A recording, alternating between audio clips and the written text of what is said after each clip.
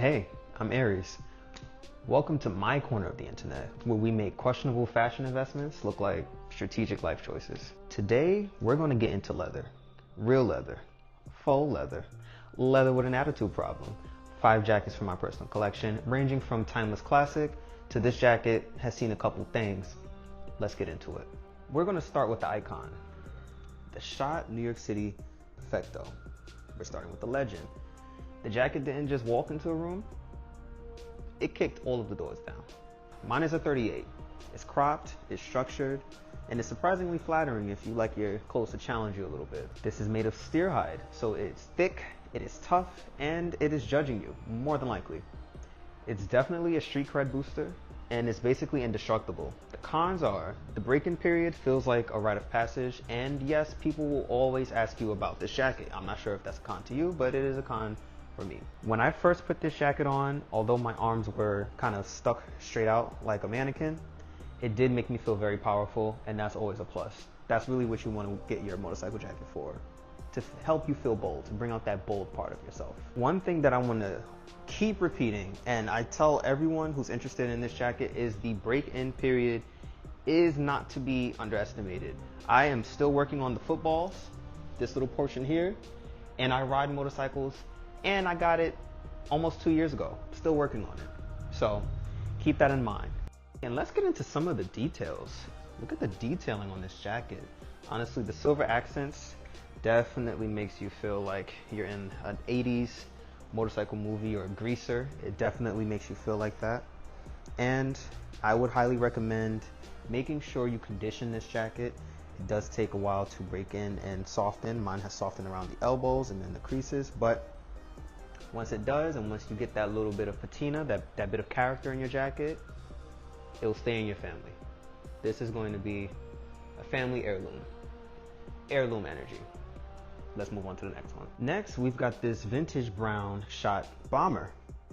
So think Indiana Jones, but make it low-key sexy. That's what we're always going for. We always want to add a little bit of sex. Maybe not, but the fit is relaxed. It is very supple, this leather, but this was a thrifted piece. I'm sure that this had the extensive break-in period as well, and it feels like a hug from a well-dressed uncle. The leather is soft and worn, and it has opinions. It is effortlessly cool, and it's great for layering. I wouldn't say that this is a showstopper, however, but it is the one that you'll probably wear the most, as I have. I found mine at, I don't remember specifically which thrift store, but I did thrift it for, it was still expensive. I was gonna say a good price, but it was still expensive for a thrifted piece. And honestly, sometimes when I thrift something, I expect to pay less than $100, but that's just me being a bit unreasonable. But beautiful piece, has some fabric ruching at the bottom to give it that nice cinched around the waist look. Very 80s. It's a very 80s style jacket, and yeah, it's reliable. It's a very great piece. I love it. It does look a little dark, certain lightings, but it works if you know what you're doing. One of my favorites, very easy to wear, the Rockstar Poet, the AllSaints Conroy. I got mine in a size small. This jacket is the equivalent of a Moody eyeliner in an espresso edition. It is very slim fitting, very AllSaints. If you have shoulders, you'll know. The leather is lambskin, which means it is extremely soft and supple. It feels very luxe, like it could ghost you. It makes you look cooler than you probably are, and it won't keep you warm, but that's what your charm is for, right? It gives you a vibe. I do not tend to get questions about this jacket, but I do get plenty of looks. I think it has a very come touch my shoulder type of texture to it. It hasn't stretched as people say that it does over time, but then again, I only wear this in the fall and spring. Maybe if you're in a place with a temperate climate or moderate climate, you can possibly wear this all year round, but on the East Coast, this is specifically reserved for the spring and the fall. I love this jacket. Pair it with some shades, some nice jeans, a nice cashmere beanie, you'll be good. I think I said shades already. But pair it with some shades. I think I said shades. Pair it with shades. Up next, we have the Luxe Recluse. We have the Karl Lagerfeld shearling jacket. This obviously comes with some type of attitude and a high IQ. It is an oversized fit and it's a bit dramatic. It feels like you're about to fire somebody gracefully. The material is faux shearling and the leather is also faux as well. But it is surprisingly very, very warm. Do not underestimate this jacket. This can definitely take you through a couple of winter days. I wouldn't say that this is as casual, just, I guess it could be kind of casual. I haven't worn it in a casual manner just because I would prefer a more cropped jacket if I'm going for a casual look, but this still will get the job done. It does have the Karl Lagerfeld,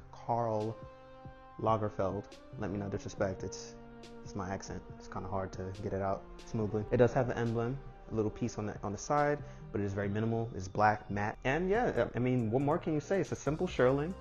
If I had any critique, I would say I wish it was a bit more cropped. That would make it more modern.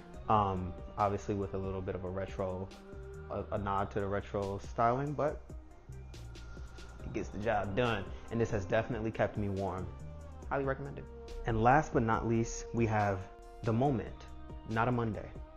You might have seen a couple people have their moment in this jacket. This is the Manière De Voir high neck faux leather bomber. With this piece, you tell people that you know that sustainability and style can coexist. I mean, because honestly, who knew, right? The fit is a bit tailored. It has absolutely clean lines. It has a modern structure. The material, again, is faux leather, but it is so soft, like buttery soft. Like, I love touching this. It's so nice. And it has no plasticky shine. Do you see that? None. Honestly, I didn't expect that. I thought it was going to be shiny as hell when I got it. But lo and behold, this is a beautiful piece. Very minimal, but somehow very elegant. And it's still a statement. It is ethical, it's sharp, and it's surprisingly durable. I got caught in the rain in this and it's very good. Like, I'm good with it. Nothing happened. It did smell a little funny, but honestly, that could have been the Uniqlo sweater that I wore underneath. It was some type of cashmere mix. With this jacket, again, it's not for a Monday, this is for a moment. Unless your moment is on a Monday. But some things to keep in mind, since this is faux leather and I just got it, I'm not sure how it's going to age, but I understand that it will not age like leather. But honestly, it doesn't have to. It's already said what it needed to say to you. It already made its statement, you know? So there you have it. 5 jackets, 5 different vibes. Whether you're channeling rebel, recluse, rockstar, or I dress better than you, there's something in there for everybody, as it should be. Let me know what your favorite was down below, or which one you'd steal if you had about 7 minutes in my closet alone, which would never happen. But let me know anyway. Like, subscribe, and comment. And I'll be back soon with some more wardrobe drama and advice. Thanks again.